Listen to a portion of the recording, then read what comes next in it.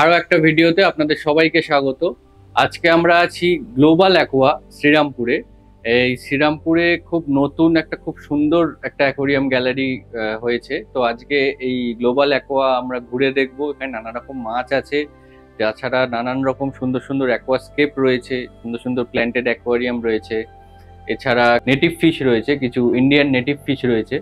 তো এই সবই আমরা আজকে দেখব। তো চলুন শুরু করা যাক।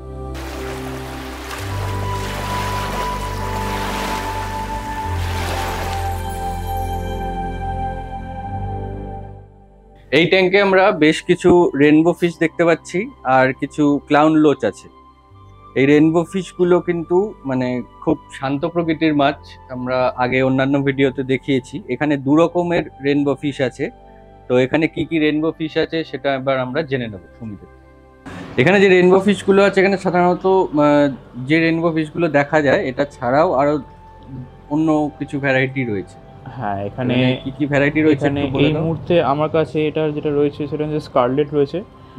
রেডগুলো স্কারলেট। এখানে এই যেগুলো যে রয়েছে আমাদের এটা রেডিশ অরেঞ্জিশ, যেটা একটা খুব ফ্লুরোসেন্ট টাইপের যে কালারটা, মানে খুব যেটা পাঞ্চি যে কালারটা সেটা রয়েছে।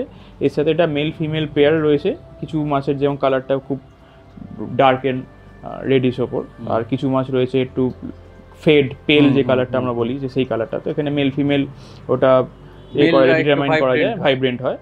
আর এখানে বোসমনি রয়েছে।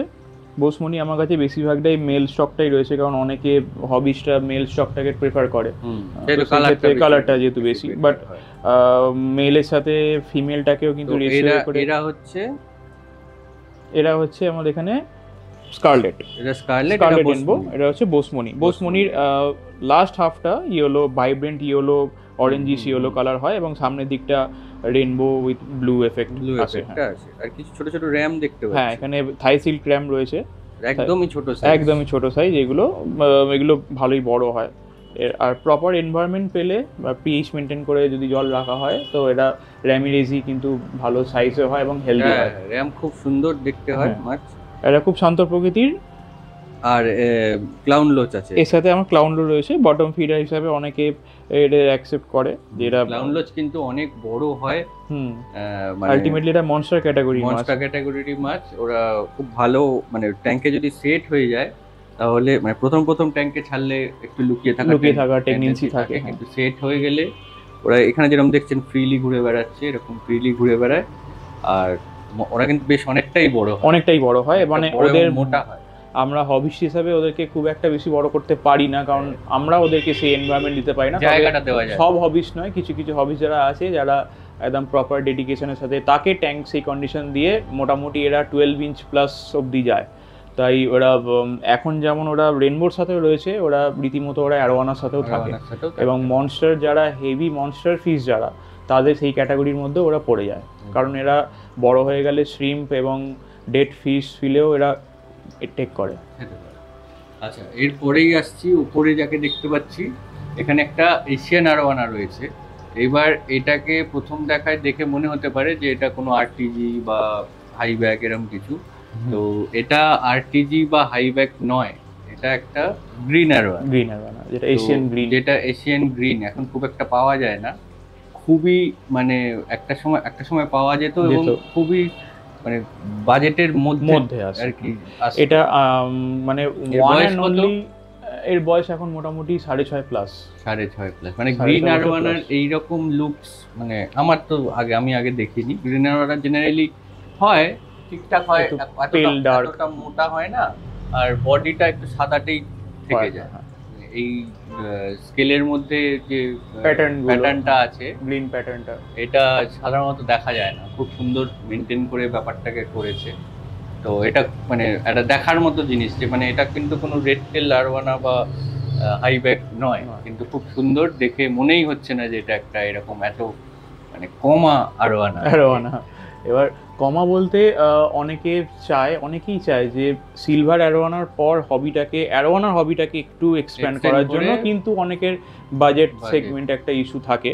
তো সেই ক্ষেত্রে আমরা এই অ্যারোয়ানাটাকে একমাত্র এশিয়ান গ্রিনকেই আমরা কনসিডার করতে পারি, কারণ এর বাজেটটা চিরাচরিত আরটিজি অ্যারোয়ানার থেকে অনেকটাই কম। আর অনেকে ভাবে যে এশিয়ান অ্যারোয়ানার পর যদি আমি করি গোল্ডেন পার্ল অ্যারোয়ানা, তো গোল্ডেন পার্ল অ্যারোয়ানার সেগমেন্টটা কিন্তু আলাদা, পুরোপুরি আলাদা। অনেকে ভাবে যে গোল্ডেন পার্ল মানে ওটা এশিয়ান, ওটা কিন্তু নয়। ওটা অ্যাকচুয়ালি আই থিংক ওটা অস্ট্রেলিয়ান একটা ব্রিড আছে, কিন্তু এশিয়ান নয়। মানে কোনো রকম ভাবেই কোনো তর্ক বিতর্কে যাবেন না যে হ্যাঁ গোল্ডেন পার্ল এশিয়ান অ্যারোয়ানার ক্যাটাগরিতে আসছে, তো কোনোদিনই আসছে না ওটা ক্যাটাগরিতে। তো একে তুমি মানে কিভাবে গ্রুম করেছো একটু বলে দাও। বেসিক্যালি আমি একে গ্রুম করেছি বলতে আমার খুব নেগলিজেন্সিতে থাকে, আপনারা কোনোদিনও এটা মানবেন না। এই ট্যাঙ্ক সাইজটা কিন্তু ওর জন্য এনাফ নয়, একদমই নয়। প্রথম কথা, এই ট্যাঙ্ক সাইজটা ওর জন্য একদম এনাফ নয়। এটা 4 ফুট একটা এশিয়ান অ্যারোয়ানা, হ্যাঁ 4 ফুট ট্যাঙ্ক। আপনি যদি একটা প্রথম অ্যারোয়ানা কিনে নিয়ে আসেন, তাকে 4 foot by 1.5 foot by 1.5 foot রেখে আপনি গ্রুমিং করতে পারেন 12 ইঞ্চির আশেপাশে ফর অনলি 2 and 2.5 ইয়ার্স। 12 ইঞ্চির আশেপাশে যখনই আসবে, তারপর থেকে আপনার প্রথম টার্গেট হবে ও ট্যাঙ্কটাকে বড় করে দেওয়া, ঠিক আছে? এবং তার সাথে প্রপার কাঁচের থিকনেসের সাথে যেন কাঁচ অ্যাকোয়ারিয়ামটা হয়। আর এর ফিডিং, যদি গ্রুমিং বলতে গেলে মেনলি এর ফিডিংটাই আমি করি, ফিডিং আর ওয়াটার কোয়ালিটি ঠিকঠাক রাখা। ওয়াটার কোয়ালিটি বলতে আমার এটা উইকলি 2 বার সাইফন হয়, 30% অনলি বটম হাফ, যেটা তলায় যে ওয়েস্ট পড়ে থাকে সেই ওয়েস্টটাকে বার করে দেওয়া, করে দিয়ে আপনি ট্যাঙ্কের মধ্যে কিছু কন্ডিশনার, যাতে ওর স্কেলিং বা ওর মিউকাস যে ট্রিটমেন্টটা ঠিকঠাক থাকে সেটা মেনটেন করা। আর এর সাথে ফিডিংটা খুব কন্ট্রোভার্সিয়াল হতে পারে। আমি ফিডিং ওকে সাধারণত আমি শ্রিম্পই দিই, কারণ আমি অ্যালাইভ ফিশ আমি একদমই পছন্দ করি না। খুবই ভালো, ও সেটাকে খুব ভালো করে ইন্টারেক্ট করে না। তবে এটা আমি বলি, আমি পার্সোনালি এটা ফিল করেছি যে অ্যারোয়ানা বছরে একবার কি দুবার জ্যান্ত মাছ খাওয়ার জন্য পাগলামো শুরু করবে। এটা হয়তো অনেকে জানে, বা হয়তো অনেকে জানে না, যারা অ্যারোয়ানা রাখছে তারা জানে না, যে হঠাৎ করে 1 সপ্তাহ 2 সপ্তাহ খাওয়া বন্ধ করে দিল। আপনি শ্রিম্প দিচ্ছেন, আপনি আপনার ডেইলি রুটিন মেনটেন করে দিচ্ছেন, কিন্তু শ্রিম্পটা খাবেই না। তখন বুঝে নিতে হবে যে এবার ওকে একটা লাইভ ফিশ দিয়ে জাস্ট ওকে লাইভ ফিশ ট্রিটটা দিয়ে দেওয়া। আর সেই লাইভ ফিশটা যেন অতি অবশ্যই আন্ডার ট্রিটমেন্ট থাকে, অতি অবশ্যই। হ্যাঁ, ওকে ম্যালাসাইড দিয়ে হোক বা অ্যান্টিবায়োটিক ডোসিং করে হোক, যা করে হোক, ওর মধ্যে যেন কোনো রকম কোনো পেস্টিসাইড না থাকে। কারণ আমাদের মেনলি আমরা লাইভ ফিডিং বলতে হয় আমরা গাপ্পি মলির দিকেই আগে যাই, আর বা আমাদের বাজারের ছোট মৌরালা মাছ বা এমনি যে জ্যান্ত মাছ যেগুলো আমরা বাজারে গিয়ে দেখি রয়েছে, তার মধ্যেই ওর মধ্যে অ্যাঙ্কর ওয়ার্ম থাকতে পারে, যেটা হচ্ছে প্রধানত যেটা থাকে, যেটা অ্যাঙ্কর ওয়ার্ম, যেটা আমাদের পুকুরে ভেরি ট্রিটমেন্টে যেটা চলে আসে।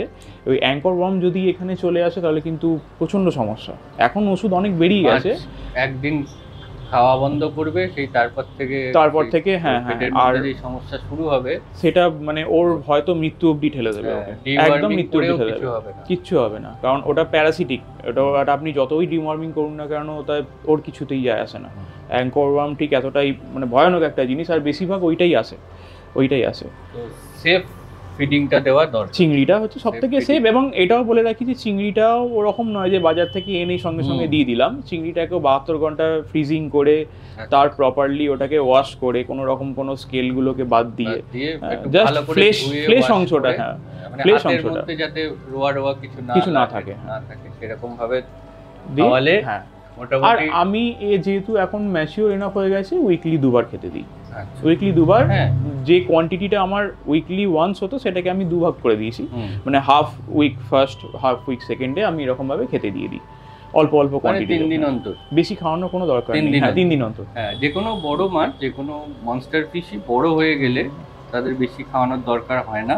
ওভারফিডিং অ্যারোয়ানাকে প্রচণ্ডভাবে অ্যাভয়েড করতে হবে, কারণ ওরা যদি ভমিট করে দেয় খাবারটা, তখন এত অ্যামোনিয়া লিচ করবে, আপনি যদি যতই আপনি হাইফাই ফিল্ট্রেশন রাখুন না কেন, ওই অ্যামোনিয়াটা স্পাইকটা কোনো মাছ নিতে পারবে না। এবং ওইটা আপনাকে খেয়াল রাখতে হবে, কারণ বেশিরভাগ ভমিটিংটাই ওরা রাত্রিবেলার দিকে করে।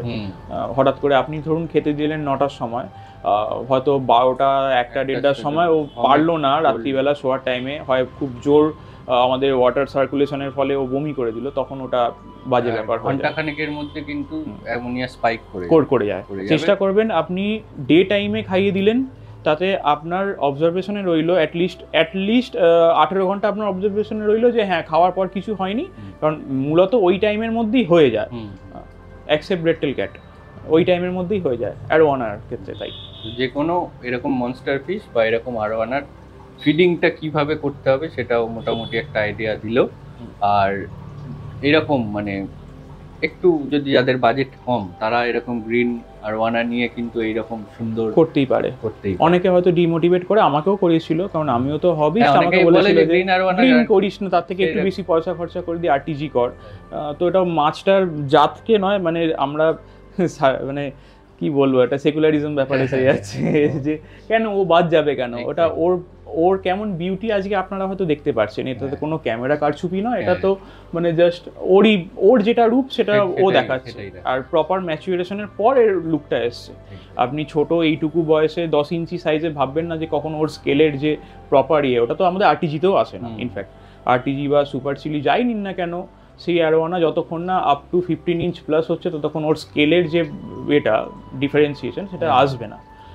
তো take your time and RTG করতেই পারেন, ওটা অবভিয়াসলি খুব ভালো মাছ, খুব ভালো ব্রিডের মাছ, ভালো জায়গা থেকে আসে, ওখানে চিপ থাকে, সেটা আলাদা সাবজেক্ট। কিন্তু যাদের একটু বাজেট কম তারা কিন্তু প্রপারলি যদি গ্রুম করতে পারে তাহলে, এবং এশিয়ান করতে চান তারা এইরকম গ্রিন আরওয়ানাতে যেতে পারে একদম।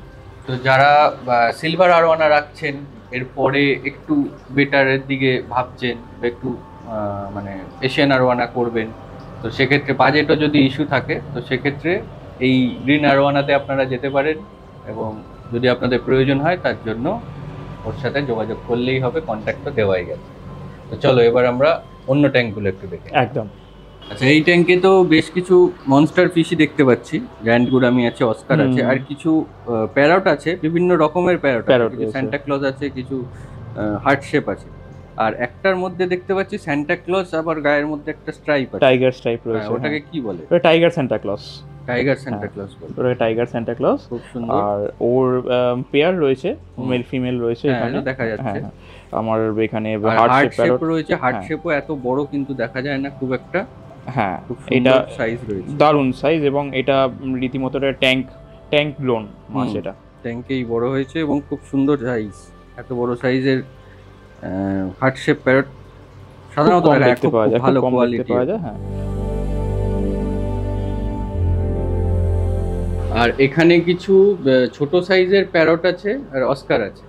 তো এখানে কি কি অস্কারগুলো একটু বলে দাও, ওখানে 2-3 রকম অস্কার আছে। প্রথমে বলি সাগরদা, আমার কাছে এখানে যে অস্কারগুলো রয়েছে, এখানে টাইগার আলাদা, মানে আমাদের যে বেসিক যে অস্কার যেটা আলাদা, এবং অ্যালবাইনোটা আলাদা করে রাখা। টাইগারের মধ্যে এখানে রয়েছে একদম প্রপার টাইগার, তার সাথে রয়েছে এখানে সুপার রেড, ঠিক আছে, তার সাথে রয়েছে সুপার রেড কপারটা। হ্যাঁ, আর এখানে অ্যালবাইনোর মধ্যে রয়েছে এখানে albino super red, albino tiger, ঠিক আছে। তো এখানে আমার অস্কারগুলো এখানেই রয়েছে এরকম। আচ্ছা, আর কিছু জ্যাগুয়ার এর সাথে, হ্যাঁ, এর সাথে আমার কাছে কিছু কালেকটিভ মাছ রয়েছে, এটা তার মধ্যে জ্যাগুয়ার রয়েছে। আর আমার এই সাইডে এখানে মিক্স রয়েছে, প্যারট রয়েছে, তার সাথে রেড স্পটেড সেব্রাম আছে। প্যারটের মধ্যে ছোট সাইজে, সবই ছোট সাইজের রেড স্পটেড সেব্রাম, আর তার সাথে জায়ান্ট গোরামি রয়েছে, জায়ান্ট গোরামিরও বাচ্চা রয়েছে। হ্যাঁ, ছোট সাইজ। তো এটা কমিউনিটি থাকা সত্ত্বেও কিন্তু এদেরকে আলাদা করে রাখা জাস্ট ফর সেলিং পারপাস, এবং একটা ওদের যাতে কোনো রকম কোনো হার্ম না হয় তার জন্য, নিজেদের মধ্যে যাতে মারপিট না করে। আর উপরে একটা আমরা আফ্রিকান সিকলিডের ট্যাঙ্ক দেখতে পাচ্ছি। হ্যাঁ, এই সিগলিড ট্যাঙ্কের মধ্যে আমাদের এখন স্টক প্রায় শেষের দিকেই। তো সিগলিড ট্যাঙ্ক আমার কাছে, সিগলিড তো আসতেই থাকে রীতিমতো।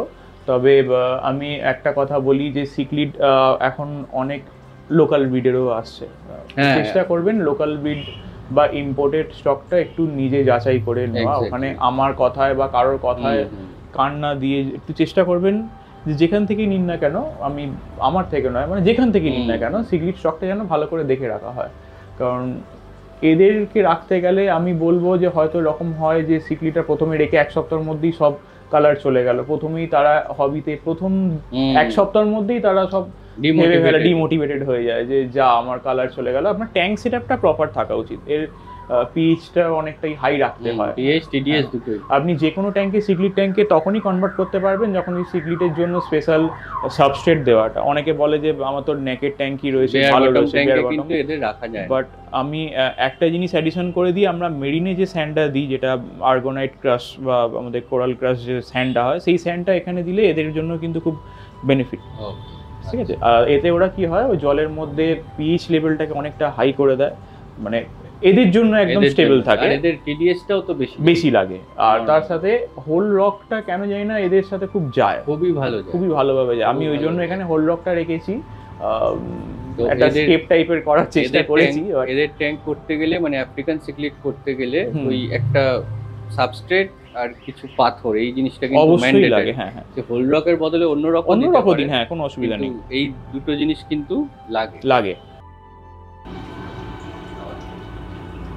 আর এখানে তো খুব সুন্দর সুন্দর কিছু গাপ্পি, মলি, আই থিঙ্ক কিছু বেলুন প্ল্যাটিও আছে, তাই তো? হ্যাঁ হ্যাঁ, এখানে ব্ল্যাক ভেল মলি রয়েছে, তার সাথে একদম নর্মাল যে গাপ্পিগুলো আছে সেই গাপ্পি আছে, তার সাথে রেড বেলুন মলি রয়েছে, আর একটা দুটো একটু ইয়েলো গোল্ডেন যেটা বেলুন মলি সেই মলিটাও আছে।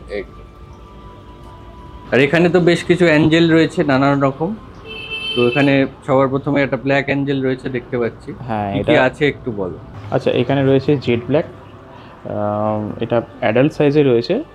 দুর্ভাগ্যবশত এটা সোল্ড আউট হয়ে গেছে, মানে একজন হবি সেভ নিয়েছে, বলেছে আমি আর কদিন পরই নিয়ে যাব। আচ্ছা, তার সাথে রয়েছে প্ল্যাটিনাম অ্যাঞ্জেল, এটা একদম এন্ট্রি লেভেল অ্যাঞ্জেল বলা উচিত। অ্যাঞ্জেল সবই প্রায় এন্ট্রি লেভেলই হয়, কিছু এখন এক্সোটিক আছে, যেমন একটা সেমি এক্সোটিক আমার কাছে এখন এই মুহূর্তে স্টক এসছে, পেছন দিকে রয়েছে, ওটা মানুকা পারুর সাথে ক্রস ব্রিড আছে। আর এইগুলো হচ্ছে একদম বেসিক রেড, আমাদের যেগুলো ঘোস্ট, কই ঘোস্ট, যেটা এখানেও এগুলো খুব সুন্দর দেখতে। আর এখানে তো খুব সুন্দর একটা ফ্লাওয়ার হর্ন দেখতে পাচ্ছি, বেশ বড়, হেডও খুব বড়। এর এমনি বয়স কত? এর এমনি বয়স 2 বছর প্লাস। 2 বছর। এটা মানে কি হর্ন বলে দাও? এসআরডি। এটা এসআরডি হর্ন। আর মাথাটাও মানে রীতিমতো যেটা আমরা বলি মনস্টার কক, আর একদম লাইনটাও একদম প্রমিনেন্ট আছে। তবে এর হেড শেপ আরো বড় ছিল, এখন হঠাৎ করে একটা ওয়েদার চেঞ্জ, একটা ড্রাস্টিক ওয়েদার চেঞ্জের জন্য হেডটা একটুখানি শ্রিঙ্ক করেছে। এমনি অ্যাক্টিভ থার্মোস্ট্যাট দিলে, হ্যাঁ থার্মোস্ট্যাট দিলে এবং এটা ওয়াটার ট্রিটমেন্ট করে দিলে ও অটোমেটিক্যালি হয়ে যাবে। অ্যাক্টিভনেস নিয়ে ওর কোনো কথা হবে না। খুব সুন্দর। এইখানে আমরা দেখতে পাচ্ছি একটা চান্না, এটা খুব ডিমান্ডিং একটা নেটিভ ফিশ। তো এখন একে ফিডিং দেওয়া হবে নাকি? হ্যাঁ হ্যাঁ। এটা কি? এটা চান্না কালীখোলা। ওকে, ফিডিং দেওয়া হয়েছে, দেখতেই পাচ্ছেন একদম সঙ্গে সঙ্গে খাবার নিয়ে। তো এই গ্লোবাল অ্যাকোয়ার এই স্টক আপনাদের কেমন লাগলো অবশ্যই কিন্তু কমেন্ট করে জানাবেন। আর যদি সুমিতের সাথে যোগাযোগ করতে হয় কিভাবে যোগাযোগ করবে একটু বলে দাও।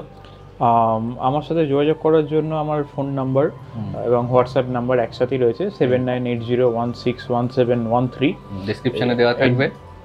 আর তোমাদের এখানে যদি আসতে চায় কেউ কিভাবে আসবে? আমাদের এখানে আসা হচ্ছে, যদি মেন লাইন ধরে আসে হাওড়া টু বর্ধমান টু নদিয়া থেকে আসে, হ্যাঁ শ্রীরামপুর হচ্ছে আমার মেন স্টপেজ। তো শ্রীরামপুর থেকে টোটোয় 10 মিনিট লাগবে। শ্রীরামপুর স্টেশন থেকে নেমে টোটোয় আমাকে ফোন করবেন, আমি ডিপ বলে দেবো কিভাবে আসতে হবে। এই জায়গাটার নাম হচ্ছে ছোট বেলু, নগর মোড় এবং দিল্লি রোডের লিঙ্ক রোড যেটা সেখানে মাঝামাঝিতেই অবস্থিত। আর আমার দোকানও একদম এইটাই আমার দোকানের লোকেশন। তো আমাকে এনি টাইম আপনারা ফোন করতে পারেন, ফোনে আমি বলে দেবো যে কিভাবে আসতে হবে। মেন আমাদের স্টপেজ হচ্ছে শ্রীরামপুর। তো এইখানটা আশা করি আপনারা ভিজিট করবেন, করে দেখুন কেমন লাগে। নানান রকম স্টক এখানে আমি যা দেখতে পেলাম সেটা তো আপনাদের দেখালাম। তো ভিডিওটা কেমন লাগলো অবশ্যই কমেন্ট করে জানাবেন, আর সঙ্গে থাকুন। খুব শিগগিরই আমরা একটা ছোট বাজেট ফ্রেন্ডলি একটা ট্যাঙ্ক করে দেখাবো, খুব তাড়াতাড়ি আসছে ভিডিওটা, সঙ্গে থাকুন।